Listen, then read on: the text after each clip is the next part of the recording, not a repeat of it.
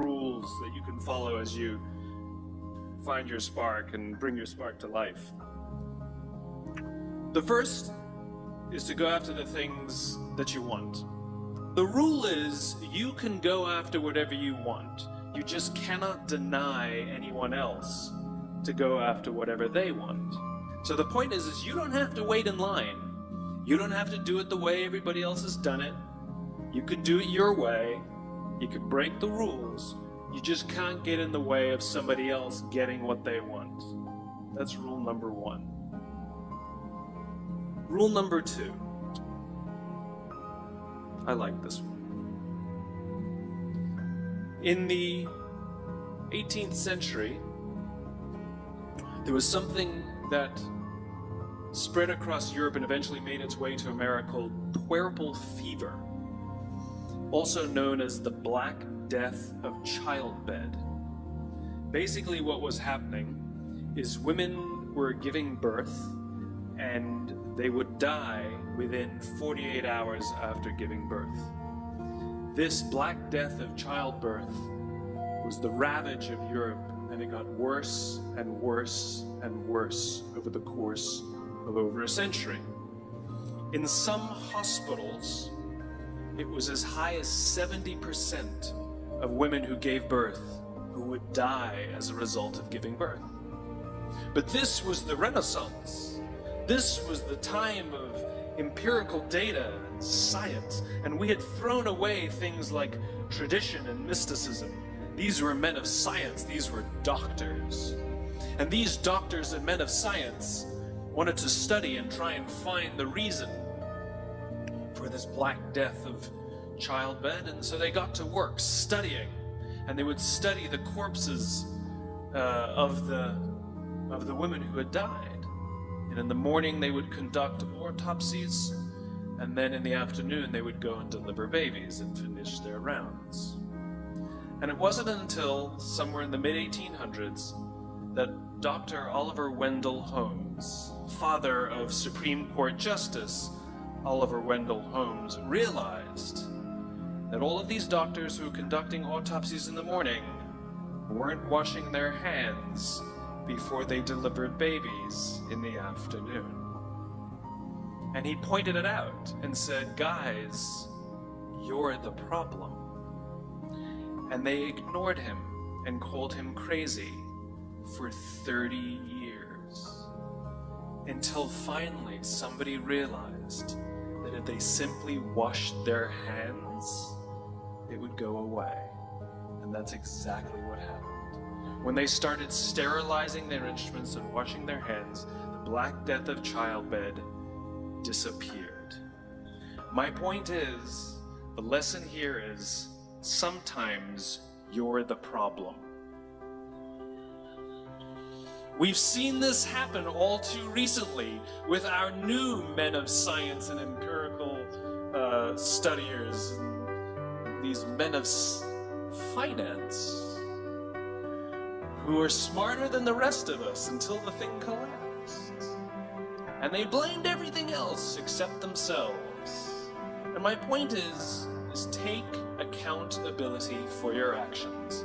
You can take all the credit in the world for the things that you do right, as long as you also take responsibility for the things you do wrong. It must be a balanced equation. You don't get it one way and not the other. You get to take credit when you also take accountability. That's lesson 2. Lesson 3, take care of each other. The United States Navy SEALs are perhaps the most elite warriors in the world. And one of the SEALs was asked, who makes it through the selection process? Who is able to become a SEAL?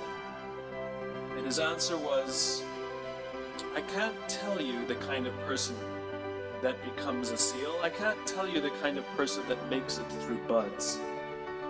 But I can tell you the kind of people who don't become SEALs. He says the guys that show up with huge, bulging muscles, covered in tattoos, who want to prove to the world how tough they are, none of them make it through.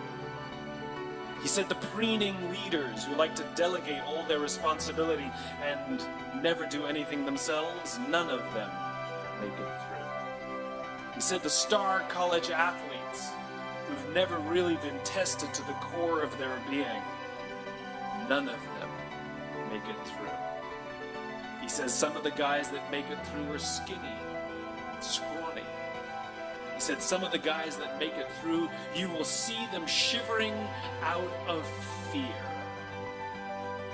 He says, however, all the guys that make it through, when they find themselves physically spent, emotionally spent, when they have nothing left to give physically or emotionally, somehow, some way, they are able to find the energy to dig down deep inside themselves, to find the energy to help the guy next to them.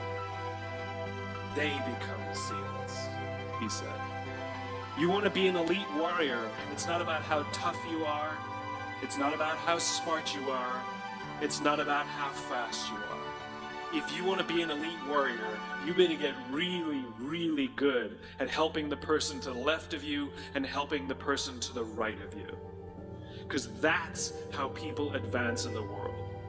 The world is too dangerous and the world is too difficult for you to think that you can do these things alone. If you find your spark, I commend you. Now, who are you going to ask for help, and when are you going to accept help when it's offered? Learn that skill. Learn by practicing helping each other. It'll be the single most valuable thing you ever learn in your entire life. To accept help when it's offered and to ask for it when you know that you can't do it. The amazing thing is, when you learn to ask for help, you'll discover that there are people all around you who've always wanted to help you. They just didn't think you needed it because you kept pretending that you had everything under control.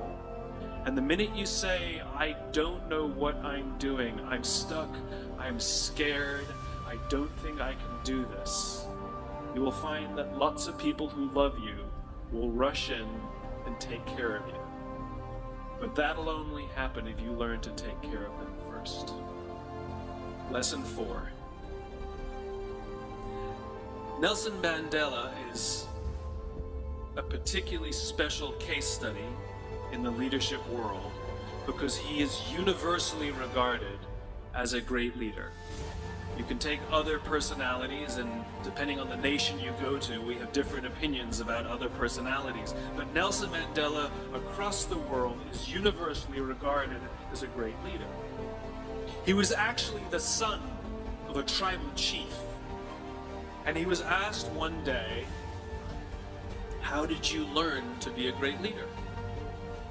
And he responded that he would go with his father to tribal meetings. And he remembers two things when his father would meet with other elders. One, they would always sit in a circle. And two, his father was always the last to speak. You will be told your whole life that you need to learn to listen. I would say that you need to learn to be the last to speak.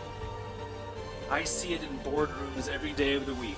Even people who consider themselves good leaders, who may actually be decent leaders, will walk into a room and say, here's the problem, here's what I think, but I'm interested in your opinion, let's go around the room. It's too late. The skill to hold your opinions to yourself until everyone has spoken does two things. One, it gives everybody else the feeling that they have been heard. It gives everyone else the ability to feel that they have contributed. And two, you get the benefit of hearing what everybody else has to think before you render your opinion.